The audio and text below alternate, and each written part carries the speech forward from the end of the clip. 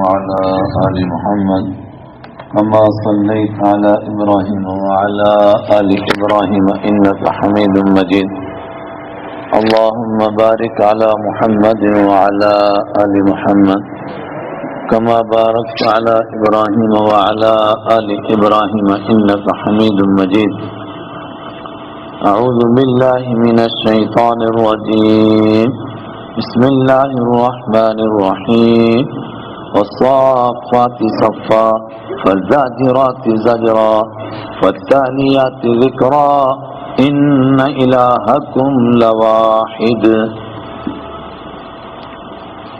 کھل کر کے بیٹھ جایا کریں، آواز تو سب جگہ پہنچ رہی ہے، کھل کر بیٹھا کریں، زیادہ جڑ کر بیٹھنے میں کہتے ہیں احتیاط کے خلاف ہے. سورہ یاسین مکمل ہوئی، سورہ صافات شروع ہوتی ہے اور اس سورت کے بالکل شروع میں فرشتوں کے صف لگانے کا ذکر ہے، جس کے لیے الصافات کا لفظ استعمال ہوا ہے، اس لیے پوری سورت کا نام ہی سورہ الصافات ہے. سورہ صافات صف لگانے والوں کی سورت، یعنی وہ سورت جس میں صف لگانے والوں کا تذکرہ ہے. اور اس سورت کا بھی بنیادی مضمون یہی ہے کہ اللہ ہے اور اللہ اکیلا ہے، اس کا کوئی شریک نہیں ہے. اور یہ مضمون اس کے ساتھ میں کہ وہ قادر مطلق ہے، جو کرنا چاہے سو کر گزرتا ہے. اس پوری کائنات کو اسی نے پیدا کیا، وہی یہ نظام چلا رہا ہے.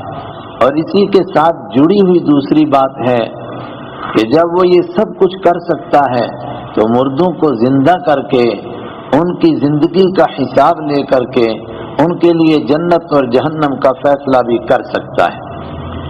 عرب کے لوگ خاص طور سے فرشتوں کی پوجا کرتے تھے اور فرشتوں کو پروردگار کی بیٹیاں کہتے تھے. ان کا تصور تھا کہ عیسائیوں نے حضرت عیسیٰ علیہ السلام کو اللہ کا بیٹا کہا کہ بیٹا سفارش کر کے ہمارے کام بنائے گا. یہودیوں نے عزیر علیہ السلام کو اللہ کا بیٹا کہا کہ وہ سفارش کر کے ہمارے کام بنائے گا. تو انہوں نے کہا کہ اگر سفارش ہی کی بات ہے تو باپ کے یہاں بیٹے کی سفارش سے زیادہ بیٹی کی سفارش چلتی ہے، اس لیے ہم سارے فرشتوں کو خدا کی بیٹیاں مانتے ہیں اور پھر ان کی پوجا کیا کرتے تھے. اس صورت میں یہ بات بھی تفصیل سے آئے گی کہ فرشتوں کو اللہ کی بیٹیاں کہہ کر تو ان کی پوجا کرتے ہی تھے، جنات اور شیاطین کی بھی پوجا کرتے ہیں. اور نعوذ باللہ اللہ کے اور فرشتوں کے درمیان اور جنات کے درمیان رشتہ داری بیان کرتے ہیں. اگر فرشتوں کو اللہ کی بیٹیاں کہتے ہو نعوذ باللہ، تو اللہ کی یہ بیٹیاں ہیں تو فرشتوں کی مائیں کون ہیں؟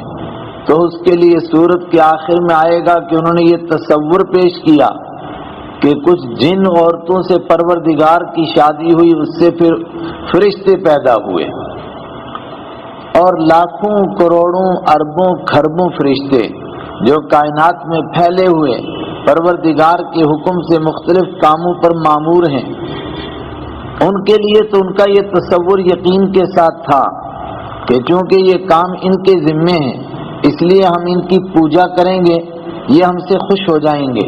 جب یہ خوش ہو جائیں گے تو پھر یہ پروردگار کو ہم سے راضی کر لیں گے.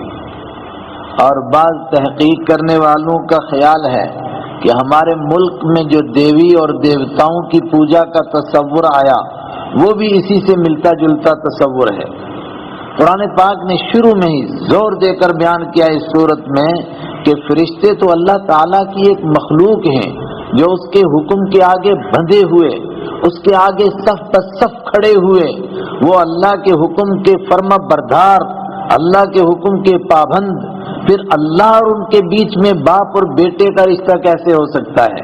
کیا بیٹی باپ کے سامنے اس طرح ہوتی ہے؟ والصافات صفا فالزاجرات زجرا فالتالیات ذکرا ان الہکم لواحد.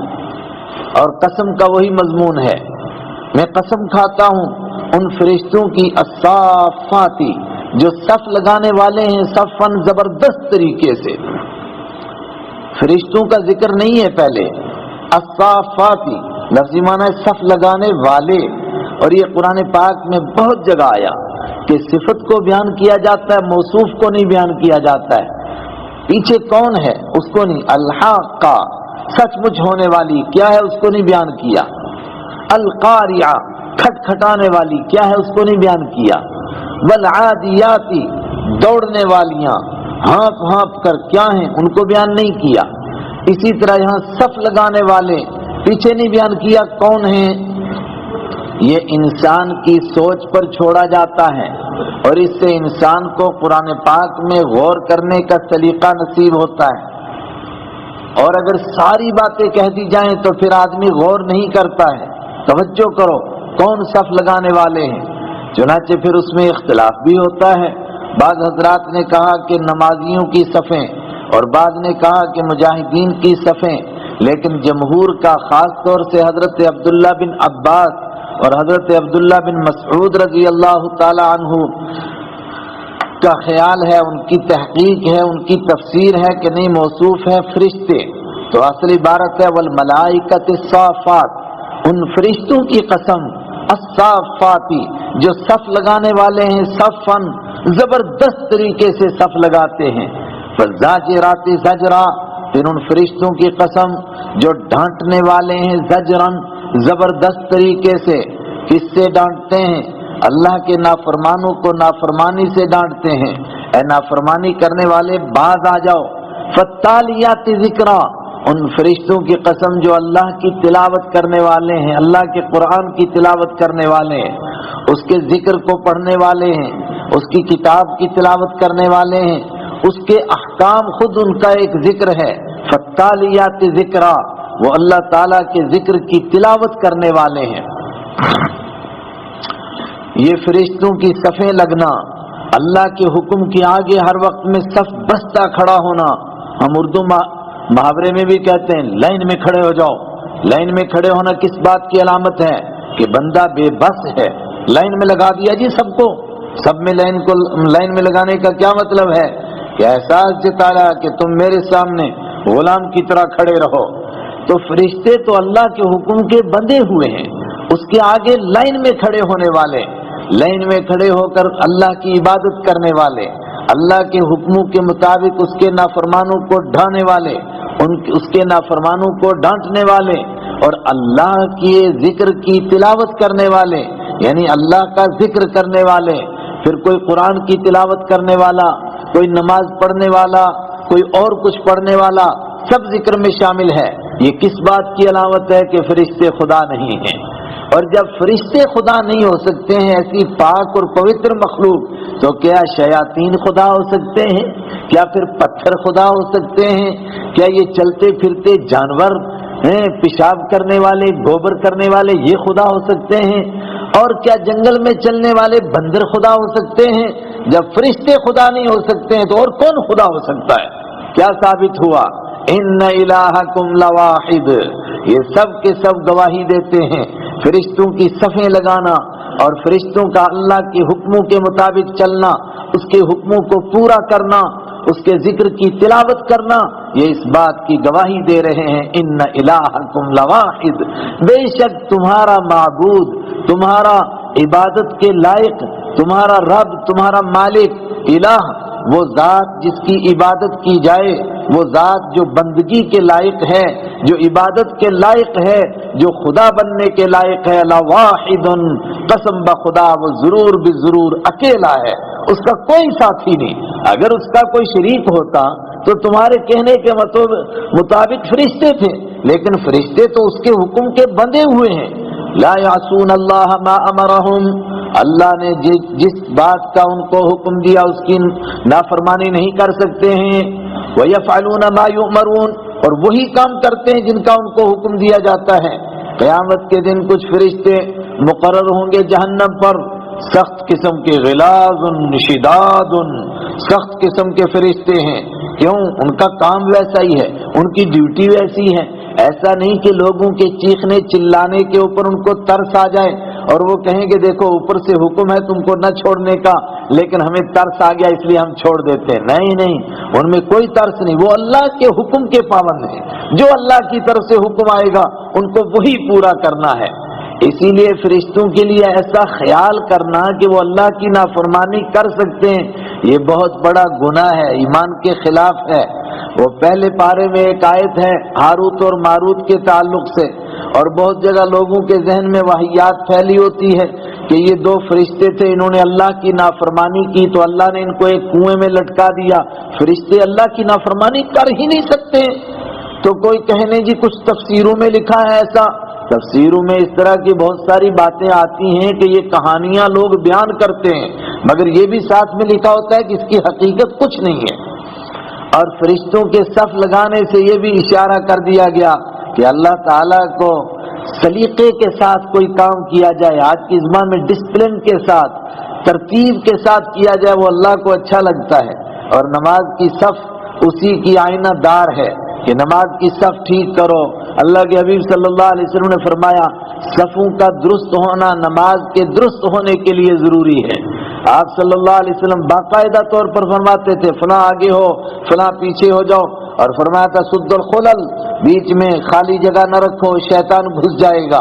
خالی جگہ رکھو گے وسوسے آئیں گے، اور آگے پیچھے کھڑے ہوں گے تو اختلاف پیدا ہو جائے گا. لا تختلفوا حتی تختلف قلوبکم، آپس میں آگے پیچھے مت کھڑے ہو جاؤ ورنہ تمہارے اندر جھگڑے پیدا ہو جائیں گے اور تمہارے دل مختلف ہو جائیں گے. لیکن آیت پر پھر غور کیجئے کیا انداز ہے، والصافات صفا.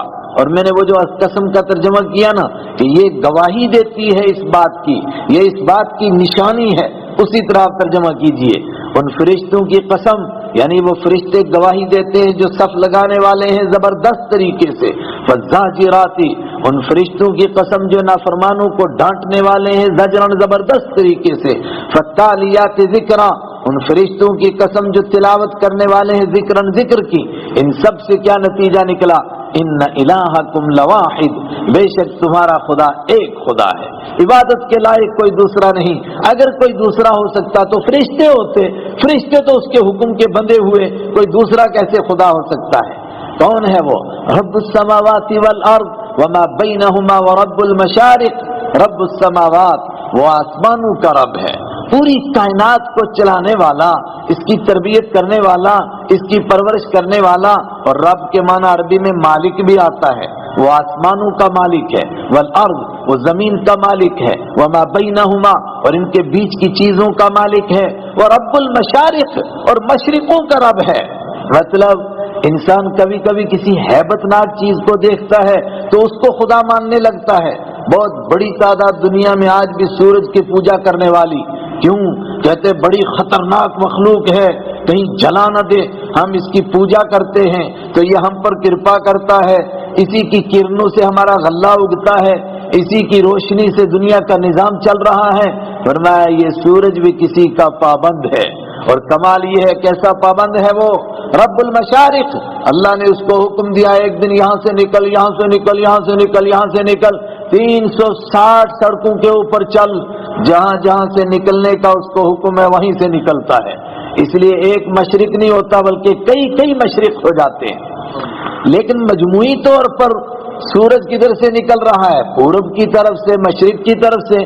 تو کبھی رب المشرق بھی کہا جاتا ہے، اور کبھی سردی میں ادھر سے نکلتا ہوا نظر آتا ہے اور گرمی میں یہاں سے نکلتا ہوا نظر آتا ہے. تو پورے سال میں ہم کو دو جگہ سے نظر آیا، تو اس لیے کبھی کہا جاتا رب المشرقین و رب المغربین، دونوں مشرقوں کا رب اور دونوں مغربوں کا رب. قرآن کی باریکی پر غور کیجئے. کوئی اعتراض کر سکتا تھا آپ نے ایک جگہ مشرق کہا تو سورج تو الگ الگ جگہوں سے نکلتا ہے. سائنس بھی مان رہی ہے ہر روز نکلنے کی اس کی نئی سڑک ہے، نیا راستہ ہے. تو قرآن پاک نے رب المشارق بھی کہا. اور گرمی اور سردی میں دو جگہ سے نظر آتا ہے تو رب المشرق کہیں نہیں کہا. لیکن پورے سال کا دیکھو تو مجموعی طور پر ادھر سے نکلتا ہے ادھر ڈوبتا ہے تو رب المشرق بھی کہا. رب المشرق والمغربی، مشرق کا رب اور مغرب کا رب. تو وہ سورج جو اللہ کے حکم کا بندھا ہوا ہے، اللہ کے حکم سے جہاں سے اللہ چاہتا ہے وہاں سے نکلتا ہے، ہر روز نئی جگہ سے نکلنے پر مجبور ہے، تو جو خدا کے حکم کے آگے بے بس ہے اور دوڑ رہا ہے اللہ کے حکم کے مطابق، وہ کسی دوسرے کا خدا ہو سکتا ہے؟ جب اللہ چاہتا ہے ڈوب جا ڈوب جاتا ہے، اللہ چاہتا ہے نکلے نکلتا ہے۔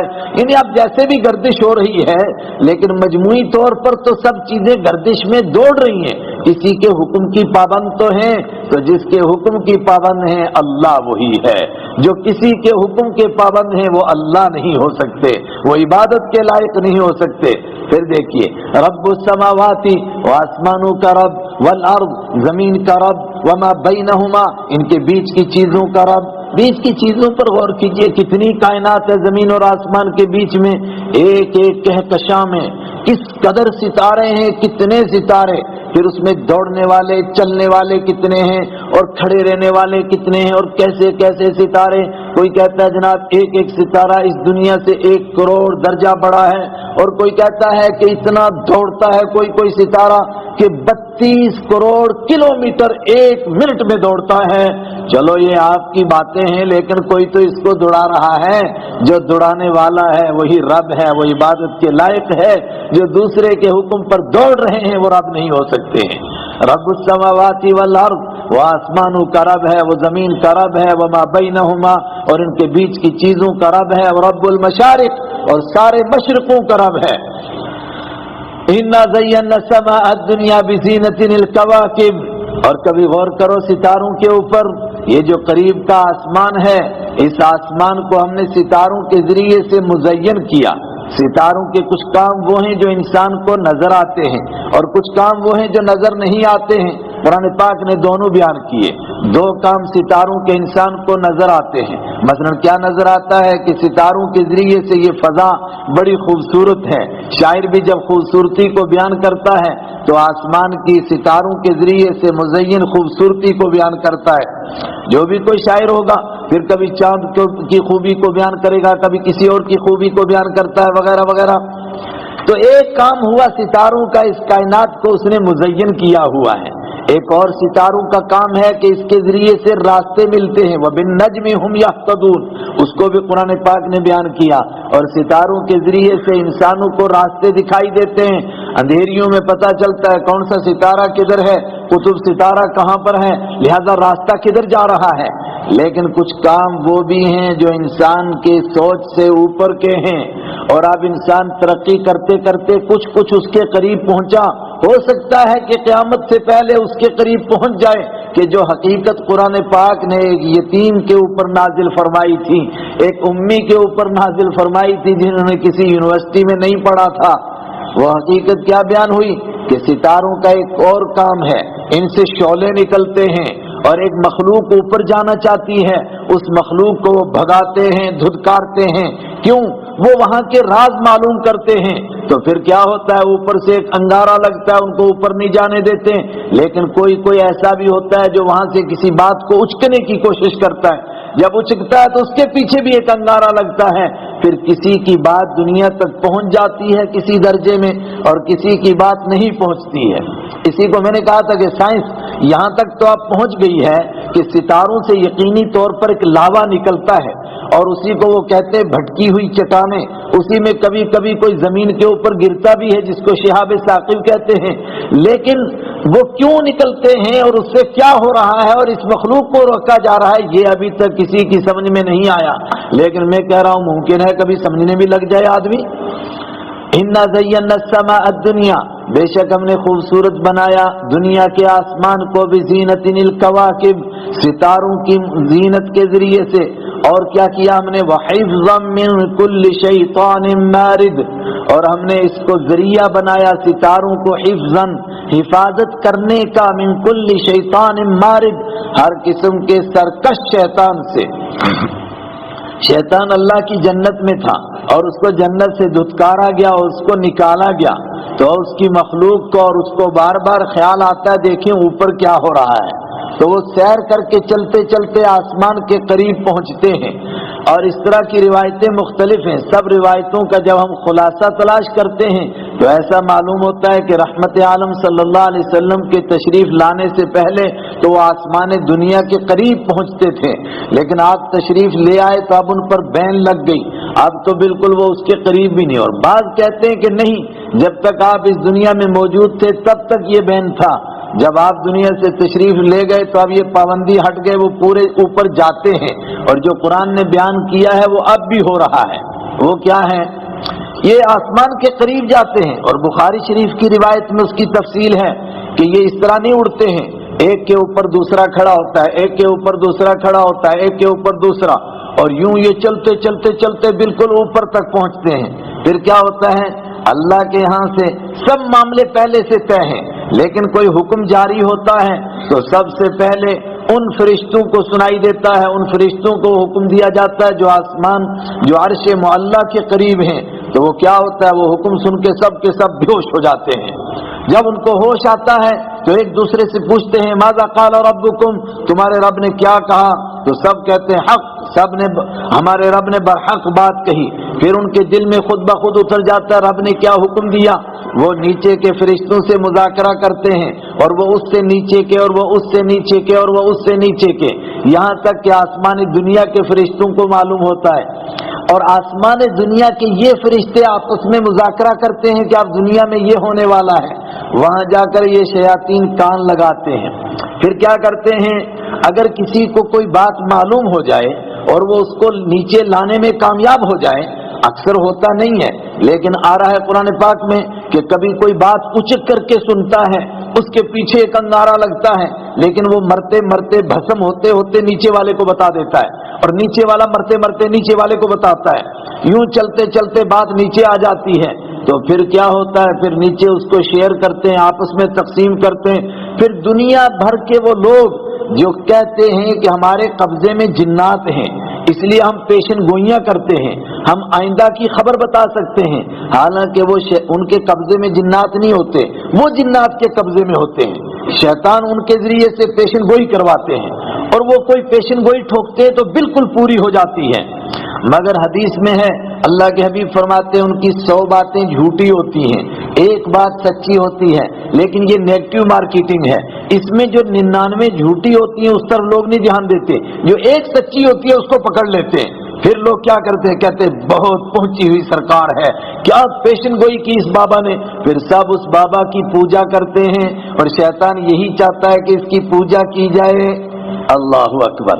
اس کو دیکھو قرآن کیسے کہہ رہا ہے وَحِفْظًا مِّن كُلِّ شَيْطَانٍ مَارِدٍ، اور ہم نے ستاروں کو، ان تاروں کو ذریعہ بنایا، حفظاً حفاظت کرنے کا، من كُلِّ شَيْطَانٍ مَارِد ہر قسم کے سرکش شیطان سے. شیطان مارد، مارد سرکش، بڑا سر پھرا.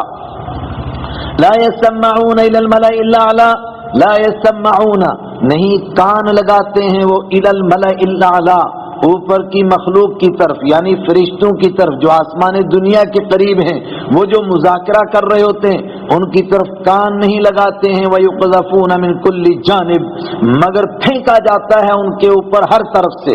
کس کو پھینکا جاتا ہے؟ شہاب ثاقب کو. اس کا یہاں لفظ نہیں ہے، دوسری جگہ ہے، پوشیدہ ہے یہاں.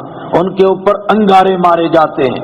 پھر ان انگاروں سے اکثر تو مر جاتے ہیں، لیکن سینکڑوں کوششوں میں سے چونکہ بڑی ضدی مخلوق اللہ نے بنائی ہے تو پھر دوبارہ شروع کرتے ہیں. تو کسی کسی کو کوئی بات معلوم ہو جاتی ہے، سینکڑوں بات، لیکن جب وہ نیچے تک پہنچتی ہے تو وہ ایک سچ کے ساتھ 100 جھوٹ ملاتے ہیں. اور جو آگے پیشن گوئی کرتے ہیں وہ 100 ایک سچ کے ساتھ پھر مزید 100 جھوٹ ملاتے ہیں. پھر اتنے جھوٹ ہو جاتے ہیں، ان کی ہزاروں باتیں جھوٹی ہوتی ہیں مگر لوگ اس کو نہیں یاد رکھتے. ایک بات سچی ہوتی ہے اس کو یاد رکھتے ہیں. اس کو سمجھنے کے لیے میں ایک بات کہتا ہوں، آپ دور نہ لے جائیں. بہت سارے لوگ غیر اللہ کی پوجا کرنے کے لیے بہت جگہ جاتے ہیں، اور سینکڑوں لوگ سینکڑوں نہیں ہزاروں چیزیں مانگتے ہیں اور ہزاروں کو کچھ نہیں ملتا ہے. کہیے کہ 99,999 کو نہیں ملا، ایک کو ملا. پوری دنیا میں اس کی شہرت ہوتی ہے کہ وہاں ایک بندہ گیا تھا، اس کو 60 سال کی عمر ہو گئی تھی، بیٹا نہیں ہو رہا تھا، اس کو بیٹا ملا. لیکن جو 99,999 کو نہیں ہوئے اس کا کوئی تذکرہ نہیں. اس ایک کا اتنا تذکرہ اتنا چرچا ہوتا ہے کہ بس پھر لوگ دوڑ پڑے شرک کرنے کے لیے.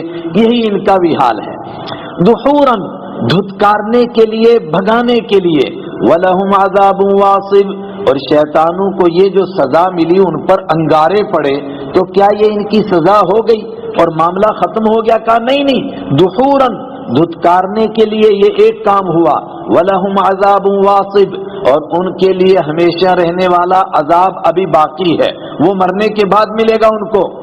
إِلَّا مَنْ خَطِفَ الْخَطْفَ مگر وہ شیطان خطیفہ جو اچک لے، خطفتا اچکی ہوئی بات کو، اچانک کوئی بات اس کے کان میں پڑ گئی اور بس اس نے نیچے والے کو کہی.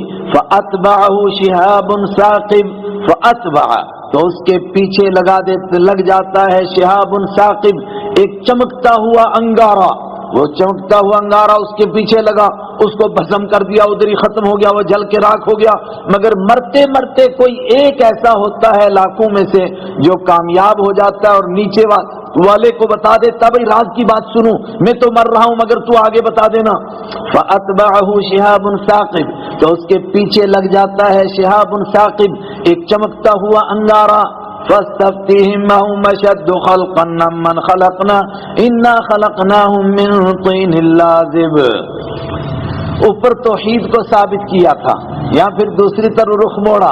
یہ ذرا غور کرو، جس پروردگار نے اتنا بڑا نظام بنایا، یہ ستاروں کا نظام، یہ آسمان کو خوبصورت بنانے کا نظام، یہ شیاطین کو بھگانے اور دھتکارنے کا نظام، اور یہ اتنی بڑی کائنات جس نے بنائی.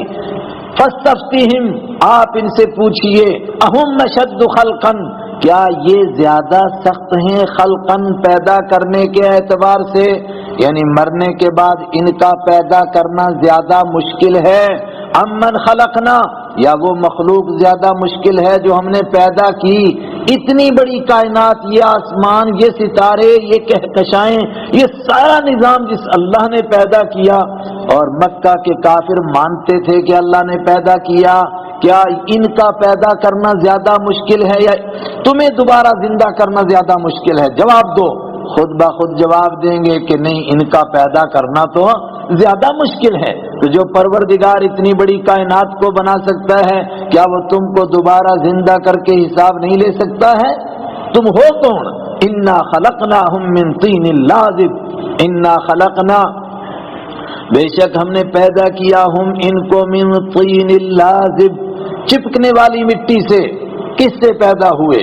سب سے پہلا انسان پیدا ہوا، کبھی کہا گیا کھنکھناتی مٹی سے، کبھی کہا گیا گارے سے، کبھی کہا گیا یہ چپکنے والی مٹی سے. یہ مختلف مرحلے ہیں حضرت آدم علیہ السلام کی پیدائش کے.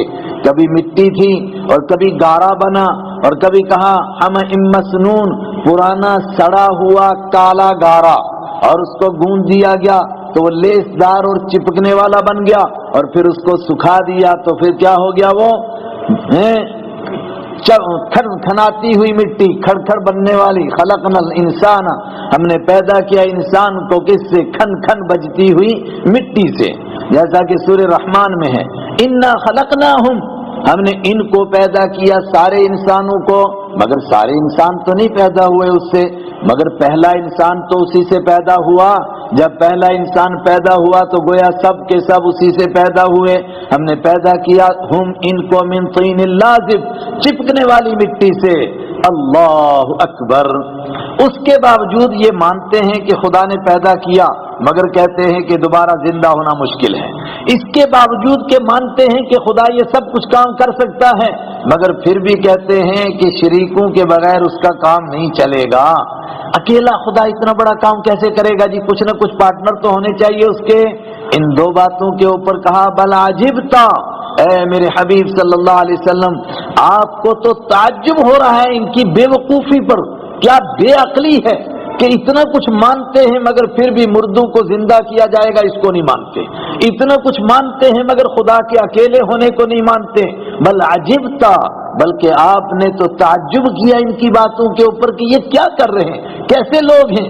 وَيَسْخَرُونَ اور وہ مذاق اڑا رہے ہیں، دیکھو جی عجیب لوگ ہیں، کہتے ہیں آپ مردے دوبارہ زندہ ہوں گے اور دوبارہ ان کو اٹھا کر کے حساب کتاب لیا جائے گا۔ وَيَسْخَرُونَ، اور وہ مذاق اڑاتے ہیں، وَإِذَا ذُكِّرُوا لَا يَذْكُرُونَ، وَإِذَا ذُكِّرُوا، اور جب ان کو نصیحت کی جاتی ہے، لا یذکرون، وہ نصیحت نہیں سنتے ہیں، نصیحت قبول نہیں کرتے۔ جب سمجھایا جاتا ہے کہتے ہیں ہاں ہاں ہم سب کچھ سمجھتے ہیں جی، ہم سے بڑا کون آدمی، ہمیں سب معلوم ہے، بھی ٹھیک ہے مان لیا ہم نے، ہے خدا مگر اکیلا نہیں ہے، کس چھوٹا سا کام بھی کوئی ایک آدمی نہیں کر سکتا، اس کے پارٹنر ہوتے ہیں، اس تک پہنچنے کے لیے کئی سیڑھیاں ہوتی ہیں، اتنے بڑے خدا کے پاس براہ راست ہم کیسے چلے جائیں گے؟ اذا ذکروا، اور جب ان کو نصیحت کی جاتی ہے، لا یذکرون، وہ نصیحت قبول نہیں کرتے ہیں، واذا رأوا آیہ، اور جب وہ کوئی نشانی دیکھتے ہیں، بڑی اہم بات، جب کوئی نشانی دیکھتے ہیں، ہر انسان زندگی میں بہت باتیں دیکھتا ہے جس سے اس کو سمجھ آ جائے، وہ سمجھ جائے کہ اللہ ہے، وہ سمجھ جائے کہ اللہ اکیلا ہے، وہ سمجھ جائے کہ مجھے اس کی عبادت کرنی چاہیے، وہ مان لے کہ مر کے دوبارہ زندہ ہونا ضروری ہے، ایسی نشانیاں نظر آتی ہیں، لیکن جب بھی نظر آتی ہیں تو کیا کرتا ہے؟ وَإِذَا رَأَوْا آیَةً، اور جب بھی دیکھتے ہیں وہ آیتن کسی نشانی کو، یستسخرون، تو وہ اس کی مذاق اڑاتے ہیں، کیا عجیب بات ہے جی۔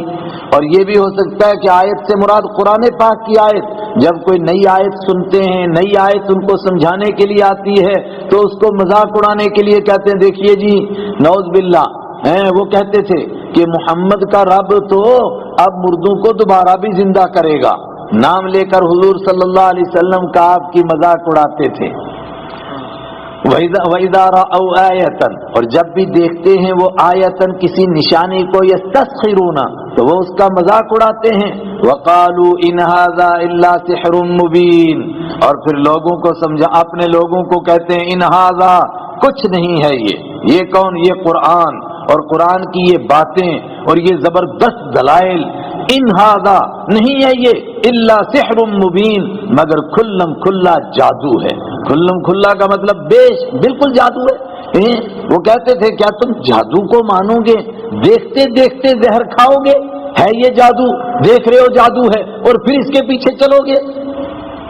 وہ کہتے ہیں نہیں ہے یہ، انہا وقالو، اور انہوں نے کہا، دشمنوں نے کہا، ساری دنیا کے کافر آج بھی یہی کہہ رہے ہیں، ان ھذا، یہ کچھ بھی نہیں ہے، الا سحر مبین، مگر کھلم کھلا جادو ہے۔ تو حقیقت کیا ہے آپ بتائیے؟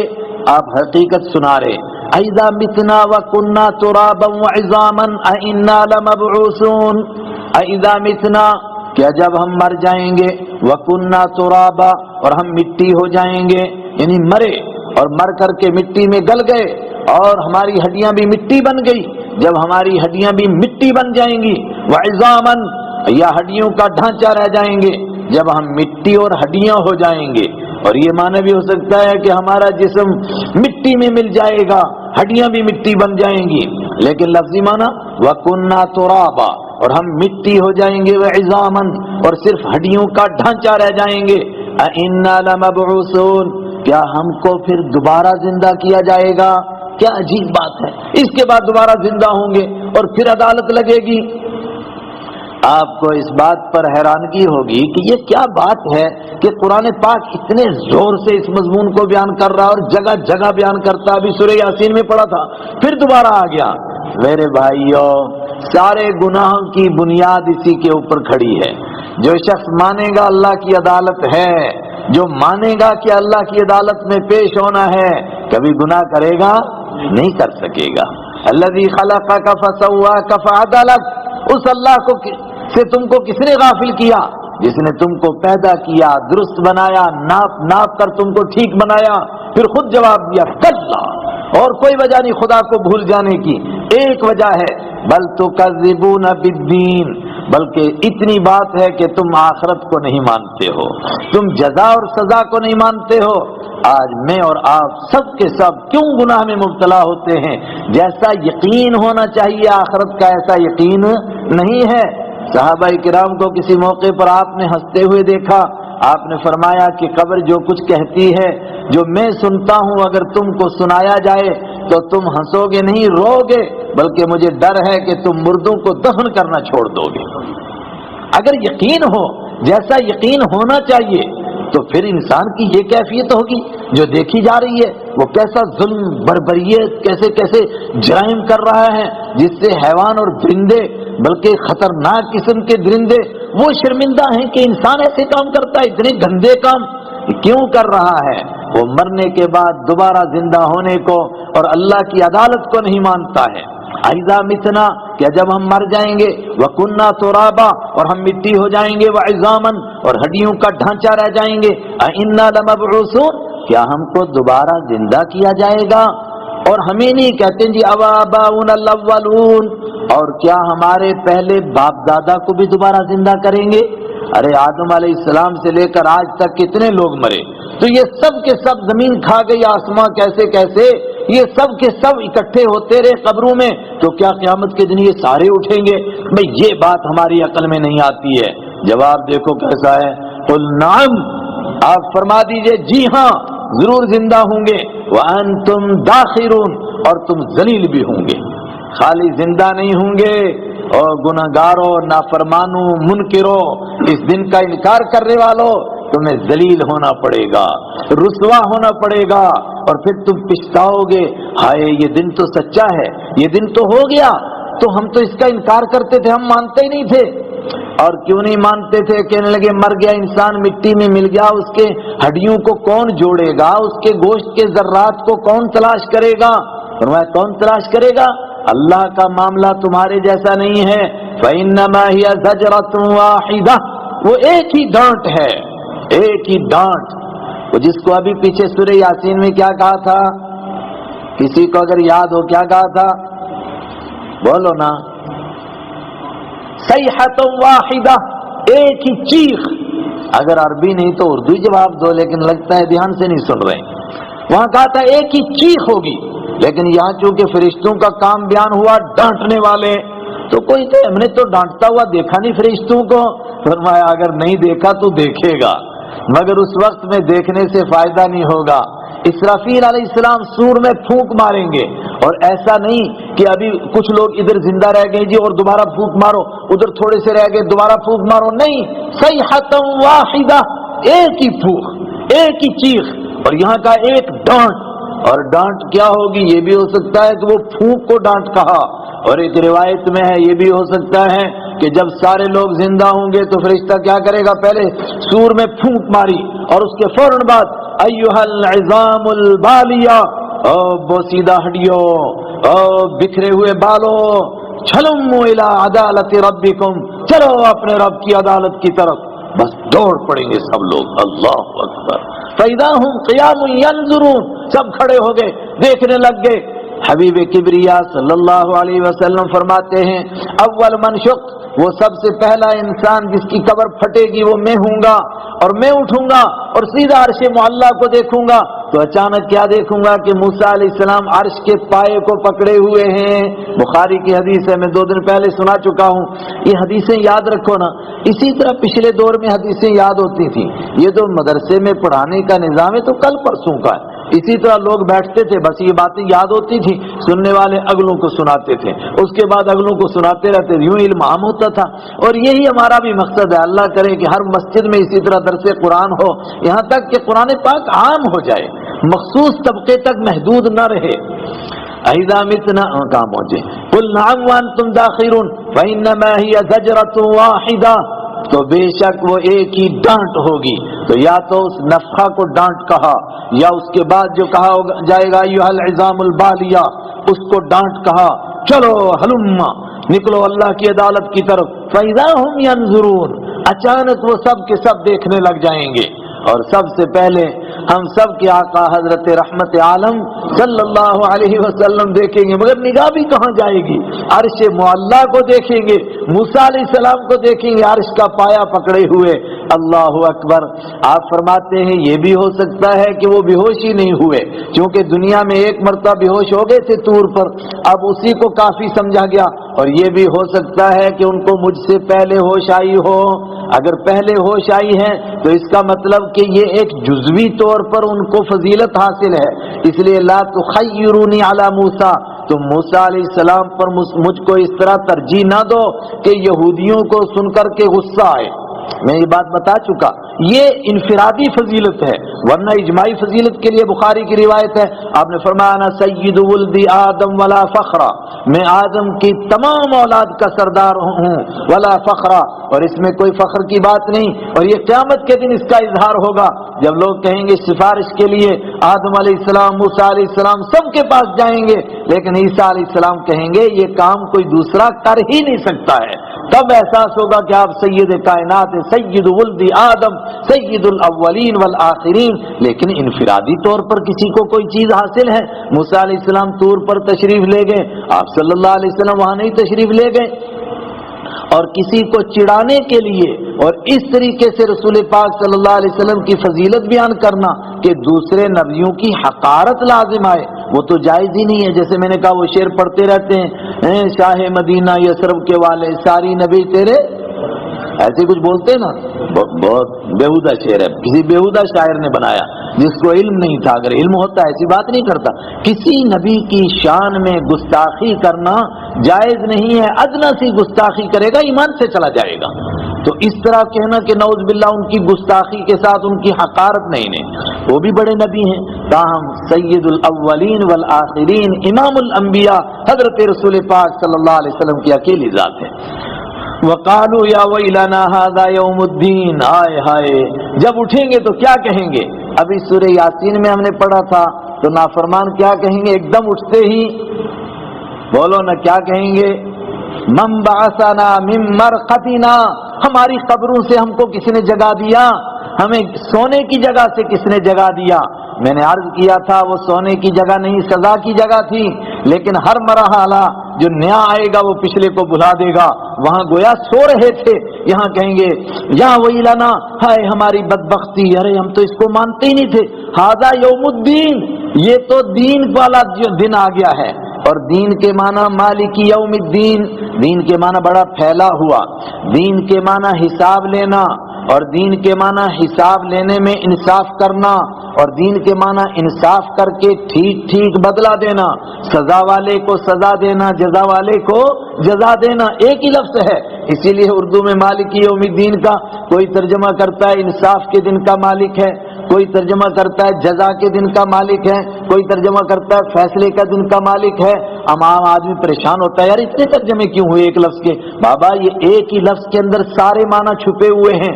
اب کوئی کسی کو لے لیتا، اردو بیچاری کمزور ہے، اس کا دامن تنگ ہے، اس میں ایسا لفظ ہی نہیں ہے کہ ایک لفظ سے سارے معنی کو ادا کیا جائے، اردو بیچاری کیا ہے کسی زبان میں نہیں ہے جی۔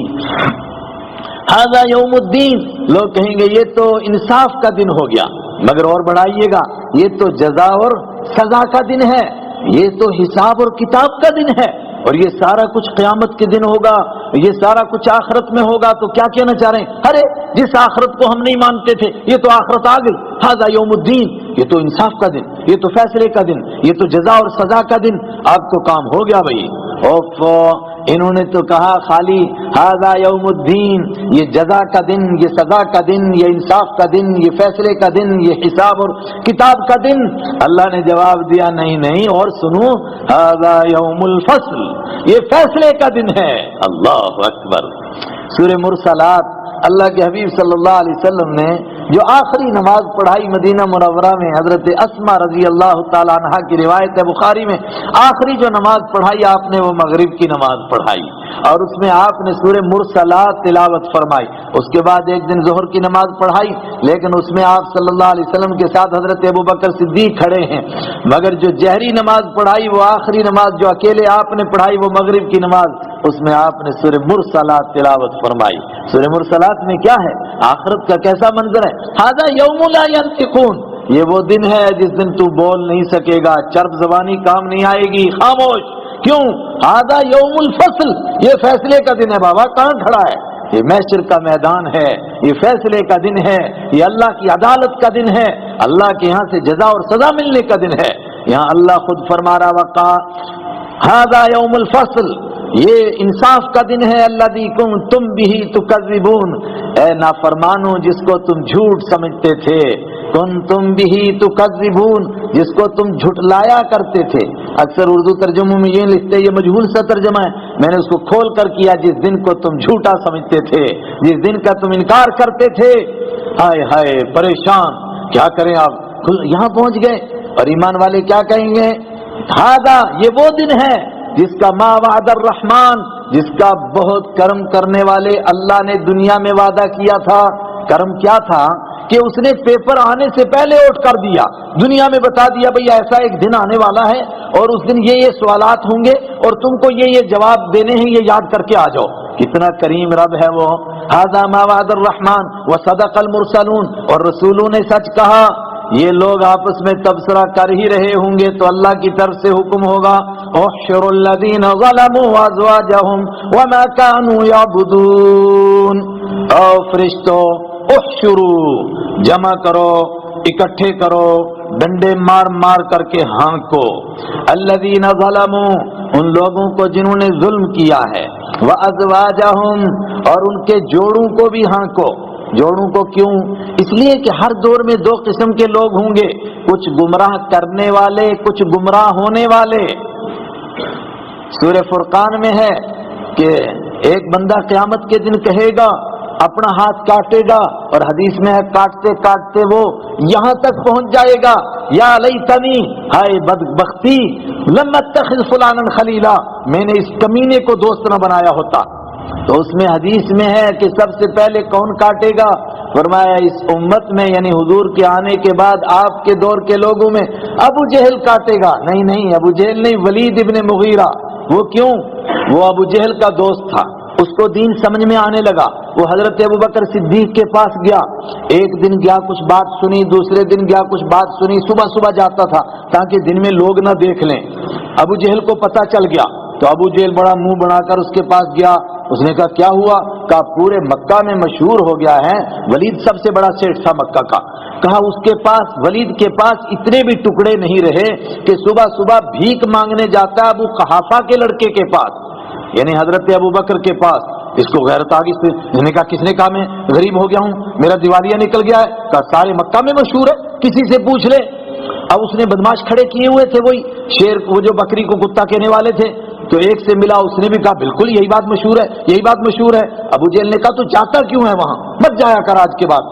اس نے کہا تو گوارے میں قسم کھا کر کہتا ہوں آج کے بعد کبھی نہیں جاؤں گا، اس کا منہ ہی نہیں دیکھوں گا۔ ہائے ہائے، یہ کس کی وجہ سے؟ ابو جہل کی وجہ سے گمراہ ہو گیا۔ تو ہر دور میں دو قسم کے لوگ ہوں گے، ایک گمراہ ہونے والے، ایک گمراہ کرنے والے۔ اور اگر آپ کو یاد رہے، آگے آ رہا ہے سورہ احزاب میں، یہ دو ہی طبقے ہیں گمراہ کرنے والے۔ ربنا انا اطعنا سادتنا وکبراءنا، اے خدا ہم نے بات مانی تھی لیڈروں کی اور اپنے بزرگوں کی۔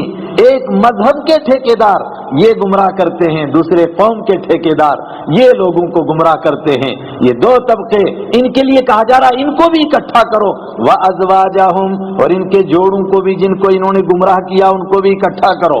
یوں بھی ترجمہ کیا گیا، گمراہوں کو اکٹھا کرو، ان کے دوستوں کو اکٹھا کرو، مگر زیادہ مراد یہی کہ جنہوں نے گمراہ کیا ان کو اکٹھا کرو۔ پکڑو فرعون کہاں ہے، قارون کہاں ہے، نمرود کہاں ہے، اور کہاں ہیں اس کے چیلے، ان کو بھی لاؤ۔ وما كانوا يعبدون، اور سب سے بڑی بات ہے ان کو بھی اکٹھا کرو جن کی یہ پوجا کرتے تھے۔ پوجا جن کی کرتے تھے، میں نے کہا جو بزرگ ہوں گے وہ تو پہلے کہیں گے کہ یہ شیطان کے پجاری تھے، تو لیکن جن شیطانوں کی پوجا کرتے تھے، جن پتھروں کی پوجا کرتے تھے، اور خاص طور سے جن کے کہنے پر گمراہ ہوئے تھے، وما كانوا يعبدون، ان میں وہ بھی شامل ہیں، اور ان کو بھی اکٹھا کرو جن کی یہ پوجا کرتے تھے۔ من دون اللہ، اللہ کو چھوڑ کر سب کو اکٹھا کرو، اور پھر کیا کرو بھائی؟ فہدوہم، ان کو راستہ دکھاؤ، راستہ بتاؤ ان کو کدھر جا رہا راستہ، مگر کہاں کا راستہ؟ الی صراط الجحیم، جہنم میں جانے کا ان کو راستہ دکھاؤ۔ کون سا راستہ ہے جہنم کا؟ میں نے کہا تھا نا اگلی صورت وہ آ رہی ہے، ایسا نظر آئے گا جنت اور جہنم کو آدمی دیکھ رہا ہے، دیکھو عدالت لگی ہوئی ہے۔ اللہ کہہ رہا ہے اکٹھا کرو نافرمانوں کو بھی، جنہوں نے گمراہ کیا ان کو بھی، اور جو ان کی وجہ سے گمراہ ہوئے ان کو بھی، اور پھر گرو چیلے سب کو راستہ بتاؤ، استاد شاگرد سب کو راستہ بتاؤ۔ کون سا راستہ؟ الی صراط الجحیم، جہنم میں جانے کا راستہ۔ اور دوڑ پڑے، حدیث میں اس کی تفسیر میں راستہ دکھاؤ یہ کہتے ہی فرشتے ان کو گرزوں سے مارنے لگے اور یہ دوڑ پڑے جہنم کی طرف۔ بیچ میں ایک آواز آئی، وقفوہم انہم مسئولون، وقفو، روکو ان کو، وقف یقف روکنا، اور رکنا بھی اس کے معنی یہاں روکنا، قفو روکو، ہم ان کو، انہم مسئولون ان سے کچھ بات پوچھی جائے گی، کچھ بات پوچھنی ہے، روکو ان کو ذرا۔ روک کر کے کیا پوچھا جا رہا ہے؟ ما لکم لا تناصرون، تمہیں کیا ہو گیا، تم ایک دوسرے کی مدد کیوں نہیں کرتے ہو؟ گمراہ کرنے والے گمراہ ہونے والوں کو کیا کہتے تھے دنیا میں؟ کہتے تھے تم میرے راستے پر چل، تیرے کھاتے کا جتنا عذاب ہے وہ میرے ذمے۔ بالکل مکہ کے کافروں میں سے کتنوں نے کہا کہ تمہیں عذاب سے ڈر لگتا ہے نا، جتنا عذاب تمہارے کھاتے کا وہ ہم اپنے ذمے لے لیں گے، تم ڈرو مت یار قیامت سے۔ ابو جہل نے تو کہا کہ یار فرشتے تو 19 سے خالی، قرآن میں تو موجود ہے 19 فرشتے ہیں، تو 17 کو میں پکڑ لوں گا، 2 کو تم پکڑ لینا، ڈرتے کیوں ہو؟ یہ مذاق اڑاتے تھے قرآن پاک کا۔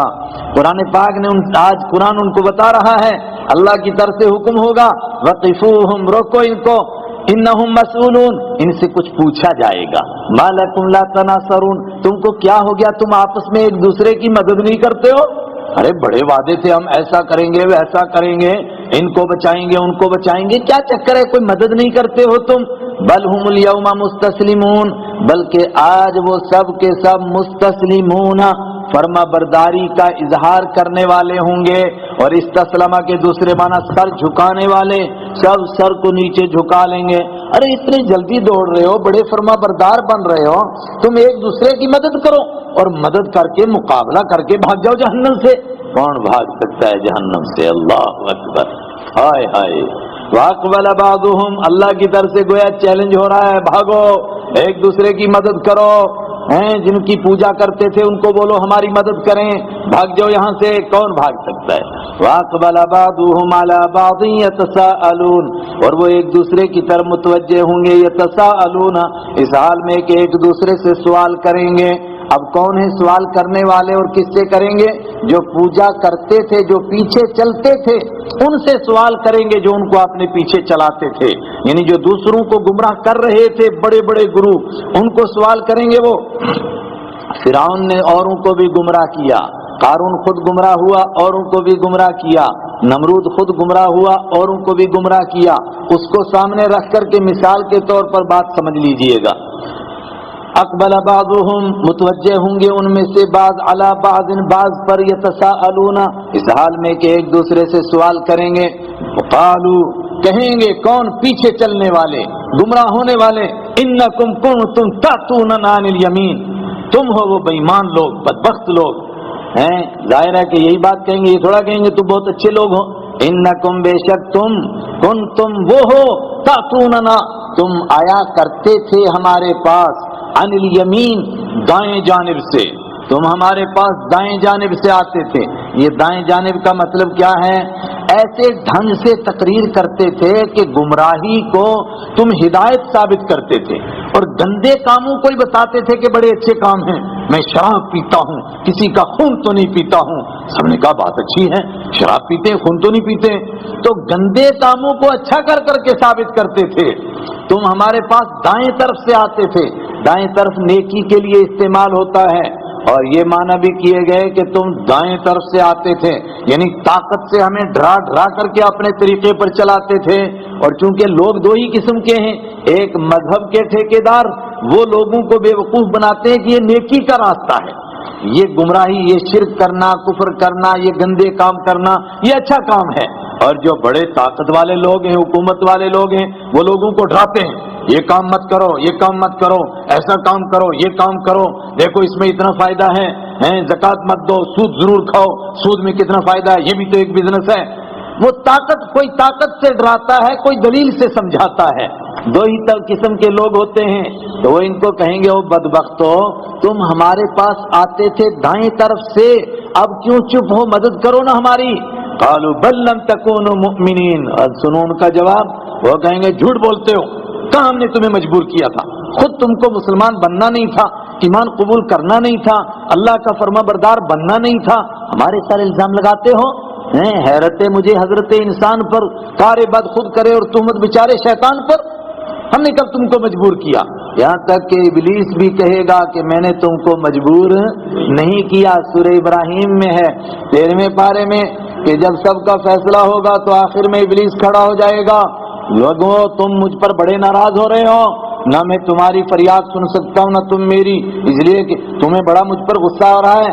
فلا تلومونی، مجھے ملامت مت کرو، لوموا انفسکم، اپنے آپ کو ملامت کرو، اس لیے کہ میں نے کان پکڑ پکڑ کر کے تم سے گندے کام نہیں کروائے، میں نے صرف ترغیب دی ادھر جاؤ، تم دوڑ پڑے پیچھے، میں نے کوئی زبردستی کی تمہارے ساتھ۔ قالو، وہ کہیں گے، بلکہ لم تکونوا مؤمنین، تم نہیں تھے ایمان لانے والے، خود تو ایمان لانے والے نہیں تھے، مانتے نہیں تھے، اور آپ ہمارے سر الزام لگا رہے ہو۔ وما کان لنا علیکم، وما، اور نہیں کانا تھی لنا، ہمارے لیے، ہماری، علیکم تم پر، سلطان کوئی طاقت، سلطان کے معنی حکومت، سلطان کے معنی طاقت، ہماری کوئی طاقت نہیں تھی۔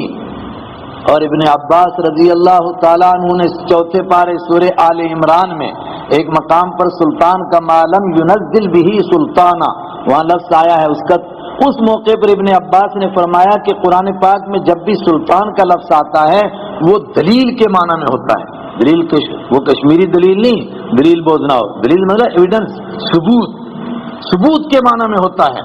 جب بھی سلطان کا لفظ آتا ہے تو ما کان لنا، نہیں تھی ہمارے لیے تمہارے خلاف، من سلطان کوئی طاقتور دلیل، یہ معنی بھی ہو سکتا ہے، ہم نے کون سی دلیل پیش کی یار، ایسے پھسی باتیں کرتے تھے، تم نے کیوں نہیں عقل سے کام لیا، عقل سے کام لیتے نا، ہمارے پیچھے کیوں چلتے تھے۔ اور یہ معنی بھی کہ ہم نے کوئی ڈنڈے کے زور پر مار کر کے تم کو بے دین نہیں بنایا، اگر مار کر کے کوئی بے دین بنتا تو حضرت آسیہ بنتی نا، لیکن پوری فرعونیت کا بیڑا غرق ہو گیا، حضرت آسیہ کو دین سے پھیر نہیں سکے۔ اگر مار کر کوئی بے دین بنتا تو حضرت سمیہ بنتی نا، لیکن ساری ابو جہلی برباد ہو گئی، مگر حضرت سمیہ کو دین سے پھیر نہیں سکے۔ جھوٹ بولتے ہو کہ ہمیں زبردستی دین سے پھیرا گیا، نہ دین پر زبردستی کسی کو لایا جا سکتا ہے نہ پھیرا جا سکتا ہے، یہ تو دل کا مسئلہ ہے، دل تو کسی اور کے قبضے میں ہے۔ وما کان لنا، اور نہیں تھی ہمارے لیے، علیکم تمہارے خلاف، من سلطان کوئی طاقت، بل کنتم قوما طاغین، بلکہ تم تھے قوما طاغین، سرکش قسم کے لوگ، تم خود مزے لینے کے لیے دنیا کے ہمارے پیچھے دوڑتے تھے، ہم نے تم کو ایک گندا کام بتایا تم خود دوڑ پڑے، تم نے کہا ہاں واقعی شراب میں بڑا مزہ آ رہا ہے، تم نے کہا واقعی نشے میں بڑا مزہ ہے، تو تم خود سرکش تھے، ہمارے سر الزام لگا رہے ہو، بل کنتم قوما طاغین۔ اور یہ جھگڑا چل رہا ہوگا تو دوسرے مقام پر ہے کہ اللہ کی طرف سے فرمایا جائے گا جھگڑو مت، معاملہ طے ہو چکا ہے، پکڑو جکڑو اور پھینکو ان کو جہنم میں۔ یہاں ابھی ان کو اور بیان کرنے کے موقع کا بیان کیا گیا کہ مزید وہ کیا کہیں گے، فحق علینا قول ربنا، یہ گمراہ کرنے والے وہ کہہ رہے ہیں فحق، تو ثابت ہو چکی ہے، علینا ہم پر، قول ربنا ہمارے رب کی بات۔ دیکھیے سورہ یاسین میں تھا، یہ قرآن کس لیے اترا ہے، لینذر من کان حیا، تاکہ اس کے ذریعے سے آگاہ کیا جائے جو زندہ ہے، ویحق القول، اور بات ثابت ہو جائے اس کے علی الکافرین، کافروں پر۔ یہاں وہی بات فرمائی فحق علینا قول ربنا، تو ہمارے رب کی بات ہم پر ثابت ہو گئی۔ کون سی بات ہے، لَأَمْلَأَنَّ جَهَنَّمَ مِنَ الْجِنَّةِ وَالنَّاسِ أَجْمَعِينَ، پہلے دن اللہ نے کہا، جب شیطان نے کہا نا میں تیرے بندوں کو گمراہ کر کے چھوڑوں گا، فرمایا جا میرے بندوں کو تو نہیں گمراہ کر سکتا ہے، ہاں جو تیرے پیچھے چلیں گے ان کے ذریعے سے اور تیرے ذریعے سے جہنم کو بھر دوں گا، وہ بات ثابت ہو چکی ہے، اب تو ہم کو جہنم میں جانا ہے۔ فحق علینا، تو پکی ہو چکی، ثابت ہو چکی، علینا ہم پر، قول ربنا ہمارے رب کی بات، انا لذائقون، اب تو ہم کو مزہ چکھنا پڑے گا۔ کیا انداز ہے، انا بے شک ہم، لذائقون ضرور بھی ضرور مزہ چکھنے والے ہیں، فاغویناکم، اور تم کہتے ہو ہم نے گمراہ کیا، تو کیا ہم صراط مستقیم پر چل رہے تھے؟ تم یہ دیکھ لیتے نا سیدھے راستے والا کون ہے، فاغویناکم، تو ہم نے تم کو گمراہ کیا، انا کننا غاوین، بے شک ہم خود بھی تو گمراہ تھے۔ جب ہم خود گمراہ تھے تو تم فیصلہ کرتے نا بھئی صحیح راستہ کس کا ہے، جس کا صحیح راستہ ہے اس کے اوپر چلتے۔ جب تم دیکھ رہے تھے کہ ہم بھی گمراہ ہیں تو تم ہمارے پیچھے چلے کیوں؟ فَأَغْوَيْنَاكُمْ تو ہم نے تم کو گمراہ کیا، اِنَّا كُنَّا غَاوِينَ ہم خود تھے گمراہ ہونے والے، فَإِنَّهُمْ يَوْمَئِذٍ فِي الْعَذَابِ مُشْتَرِكُونَ جھگڑا پورا ہوا، ان کی بحث پوری ہوئی، اب اللہ کی طرف سے فیصلہ سنو، فَإِنَّهُمْ تو بے شک وہ یومئذ آج فی العذاب عذاب میں مشترکون شریک ہونے والے ہیں، سب جائیں گے جہنم میں۔ اور وہ بات میں نے بار بار کہی، اب پہلے کون جائے گا؟ گمراہ کرنے والے، بعد میں کون جائیں گے؟ گمراہ ہونے والے۔ سورہ صاد میں آ رہا ہے اسی کے بعد، تو جو آگے والے ہوں گے نا وہ پیچھے والوں کو دیکھیں گے، اب بدبختو کمینو تم بھی یہیں آ گئے، لا مرحبا بکم تمہارے لیے یہاں کوئی ویلکم نہیں ہے، کیا بدبختو تم بھی یہیں آ گئے ہو۔ اور جب یہ دونوں اکٹھے ہو جائیں گے تو جو بعد میں آئیں گے وہ پہلے والوں کے لیے کہیں گے ربنا ہؤلاء یضلونا، اے خدا ان بدبختوں نے ہم کو گمراہ کیا، فآتِہم ضعفا من العذاب ان کو ڈبل سزا دے۔ تو اللہ تعالیٰ کیا جواب دیں گے؟ لِكُلٍّ ضِعْفٌ سب کے لیے ڈبل ہے۔ یہاں اسی کو فرمایا فَإِنَّهُمْ يَوْمَئِذٍ تو بے شک وہ اس دن فی العذاب عذاب میں مشترکون شریک ہوں گے، برابر کے شریک ہیں۔ إِنَّا كَذَلِكَ نَفْعَلُ بِالْمُجْرِمِينَ ہم مجرموں کے ساتھ اسی طرح کرتے ہیں۔ اور سب سے بڑا جرم کیا تھا کائنات میں؟ کسی نے کسی کو قتل کیا، کسی نے کسی کی بچی کو اغوا کیا، کسی نے کچھ اور کیا۔ انہوں نے کیا جرم کیا؟ وہ جرم کیا جس سے کائنات میں بڑھ کر کوئی جرم نہیں تھا۔ کیا جرم کیا انہوں نے؟ انہم کانوا اذا قیل لہم بے شک یہ ایسے لوگ تھے اذا قیل لہم جب ان سے کہا جاتا تھا لا الہ الا اللہ پورا آدھا کلمہ، جب ان سے کہا جاتا تھا لا الہ نہیں ہے کوئی عبادت کے لائق الا اللہ سوائے اللہ کے، تو کیا کرتے تھے یہ؟ یستکبرون اکڑ جاتے تھے، ایک ہی خدا۔ ابو جہل بھی کہتا تھا ارے بس سارے خدا اجعل الالہۃ الہ واحدہ سارے خدا مارے ایک ہی چھوڑا، کیا مان جائیں ہم اس بات کو کہ سب خدا ختم ہو گئے بس ایک باقی رہ گیا؟ یہ کیسے ہو سکتا ہے جی ایک ہی خدا باقی رہ گیا؟ یہ سب سے بڑا جرم تھا، اور یہی جرم آج کائنات میں کتنا بڑا طبقہ کر رہا ہے۔ اور میں اور آپ بھی اس لیے مجرم ہیں کہ جس طرح قرآن پاک نے کہا اس طرح ہم نہیں پہنچا رہے ہیں۔ بات صاف کہہ دینی چاہیے تھی، ایک راستہ ہے مکتی کا، اس مالک کو اکیلا مانو تو بخشے جاؤ گے، اس کے سوا نہیں بخشش ہوگی۔ اذا قیل لہم جب ان سے کہا جاتا ہے لا الہ نہیں ہے کوئی عبادت کے لائق الا اللہ سوائے اللہ۔ لیکن ایک بات کو اور ذرا غور سے سمجھ لیں، یہاں نفی پہلے ہے، اس بات بعد میں ہے۔ پہلے یہ ماننا ہے کہ اللہ کے سوا کوئی نہیں، اس لیے کہ مکہ کے کافر اللہ کو تو مانتے تھے لیکن کہتے تھے اللہ بھی ہے اور غیر اللہ بھی ہے۔ بیت اللہ کا طواف کرتے تھے آپ، لبیک پڑھتے وہ بھی پڑھتے تھے، کمال ہے۔ لبیک میں کتنا صاف توحید کا کلمہ ہے، لبیک اللہم لبیک لا شریک لک لبیک ان الحمد والنعمت لک والملک لک لا شریک لک، اے خدا حاضر ہیں تو اکیلا ہے، تیرا کوئی شریک نہیں، ہم تیرے لیے، نعمت تیرے لیے، بادشاہی تیرے لیے۔ توحید کا کلمہ ہے نا، وہ یہ پڑھتے تھے مگر کیا کرتے تھے؟ دودھ کے ڈرم، پورے ڈرم میں، پوری ٹنکی میں 2 قطرے پیشاب کے بھی ڈالتے تھے ساتھ میں۔ کیا کرتے تھے؟ الا شریک هو لک تیرا کوئی شریک نہیں ہے، الا شریک مگر کچھ پیارے ہیں نا وہ تو تیرے ہی ہیں، وہ تیرے دشمن تو ہیں نہیں ہیں، وہ تیرے شریک ہیں۔ جس طرح حضرت ابراہیم اور حضرت اسماعیل علیہ السلام کی بھی مورتی بنا کے ان کو بھی کعبہ میں رکھا ہوا تھا، کہا یہ تو تیرے پیارے ہیں نا، تیرے کوئی دشمن تھوڑے ہیں، یہ تیرے شریک ہیں۔ نہیں، پہلے مانو کوئی نہیں ہے، اس کے بعد اقرار کرو الا اللہ کوئی نہیں سوائے اللہ کے، بس اکیلا اللہ ہے۔